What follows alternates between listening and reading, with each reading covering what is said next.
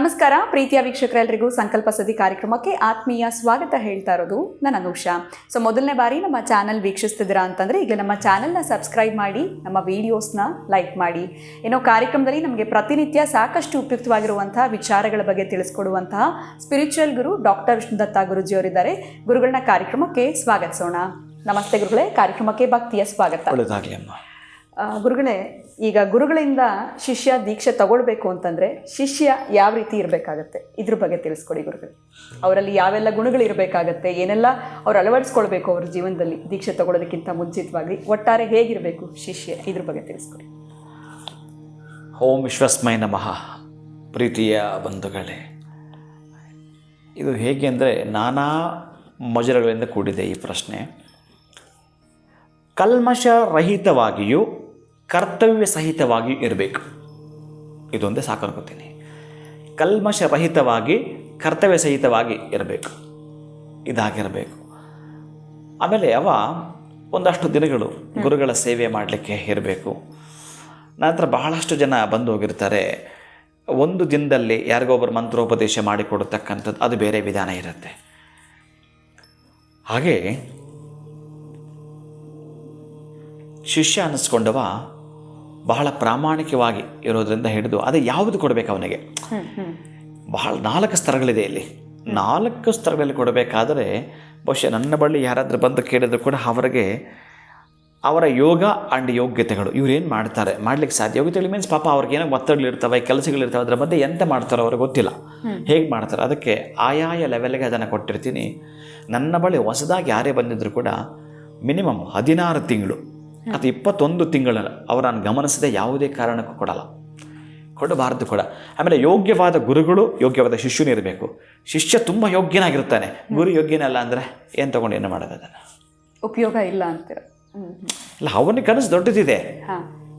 ಅವನು ಬೇಕಾಗಿ ಸುಮಾರು ಅಂತಂದು 1000 ಪದಾರ್ಥ ತೊಗೊಳಕ್ಕೆ ರೆಡಿ ಇದ್ದಾನೆ. ಅವನ ಮುಂದೆ ಸಣ್ಣ ಪೆಟ್ಟಿ ಶಾಪ್ ಇದೆ, ಏನಿದು ಸಿಗುತ್ತೆ ಅವನಿಗೆ. ಅವನ 1000 ಕನಸುಗಳಿಗೆ 1,00,000 ಆಹಾರ ಇರೋವಂಥದ್ದು, 1,00,000 ಉತ್ತರಗಳಿರಬೇಕು. ಅದು ಲೆಕ್ಕ ಬರುತ್ತೆ. ಹೀಗೆ ಒಂದು ಎಕ್ಸಾಂಪಲ್ ಕೊಡೋದಾದರೆ, ಒಂದು ಶಿಷ್ಯ ಗುರುಗಳ ಹತ್ರ ಕೆಲಸ ಮಾಡ್ತಿದ್ದಾನೆ. ಗುರುಗಳೇ, ನಾನು ಬಹಳಷ್ಟು ವರ್ಷಗಳು ಕೆಲಸ ಮಾಡಿದ್ದೀನಿ, ನನಗೆ ನೀವು ದೀಕ್ಷೆ ಯಾವಾಗ ಕೊಡ್ತೀರಾ? ಕೊಡ್ತೀನಿ ಕಣಪ್ಪ, ಕೊಡ್ತೀನಿ. ಹೀಗೆ ಮುಂದುವರಿತಾ ಇರುತ್ತೆ. ಶಿಷ್ಯನ ಮನೆಯಲ್ಲಿ ನಾಳೆದೊಂದು ಫಂಕ್ಷನ್ ಇದೆ. ಗುರುಗಳೇ, ನಾಳೆದು ನಾನು ಬರೋಕ್ಕಾಗಲ್ಲ, ನಮ್ಮ ಮನೇಲಿ ಒಂದು ಫಂಕ್ಷನ್ ಇದೆ ಗುರುಗಳೇ, ಮುಗಿಸ್ಕೊಂಡು. ಹೌದಾ, ಏನು ಫಂಕ್ಷನ್ನು? ಈ ರೀತಿ ನಮ್ಮ ಮನೆಯಲ್ಲಿ ಏನೋ ಹೆಣ್ಣು ಮಕ್ಕಳಿಗೆ ಸಂಬಂಧ ಒಂದು ಫಂಕ್ಷನ್ ಇದೆ, ಏನೇನು ಮಾಡ್ತೀರಿ ಪದಾರ್ಥಗಳು? ಅಡುಗೆಗಳೆಲ್ಲ ಮಾಡ್ತೀವಿ ಗುರುಗಳೇ, ಪಾಯಸ, ಹೋಳಿಗೆ, ಪಲ್ಯ ಅವೆಲ್ಲ. ಓ ಹೌದಾ, ಹಾಗಾದ್ರೆ ನಂಗೆ ಒಂದು ಸ್ವಲ್ಪ ಪಾಯಸ ತಂದುಬಿಡ್ತೀಯಾ ಅಂತ ಗುರುಗಳಂತಾರೆ. ಗುರುಗಳೇ, ಅಯ್ಯೋ ರಾಮ, ನೀವು ಕೇಳೋದಚ್ಚ, ನಾನು ತರೋದಚ್ಚ, ತರ್ತೀನಿ ಗುರುಗಳೇ ಅಂತಾನೆ. ಸರಿಯಪ್ಪ. ಫಂಕ್ಷನ್ ಮುಗಿಸ್ಕೊಳ್ತಾನೆ. ಅವನು ಬರಬೇಕಾದ್ರೆ ಒಂದು ಬೆಳ್ಳಿ ಬಟ್ಲಲ್ಲಿ ಪಾಯಸವನ್ನು ತೊಗೊಂಡು ಗುರುಗಳಿಗೆ ಪ್ರೀತಿಯಿಂದ ತರ್ತಾನೆ. ಆ ಗುರುಗಳದೊಂದು ಬೌಲ್ ಇರುತ್ತೆ, ಆ ಬೌಲು ಇಡ್ತಾರೆ.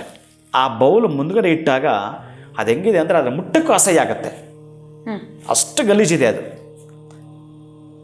ಆ ಬೌಲು ಅಕ್ಕಪಕ್ಕ ಎಲ್ಲ ನೊಣಗಳಿದ್ದಾವೆ, ಇರುವೆಗಳಿದ್ದಾವೆ, ಏನೋ ಗಲೀಜು ಕಾಣ್ತಾ ಇದೆ.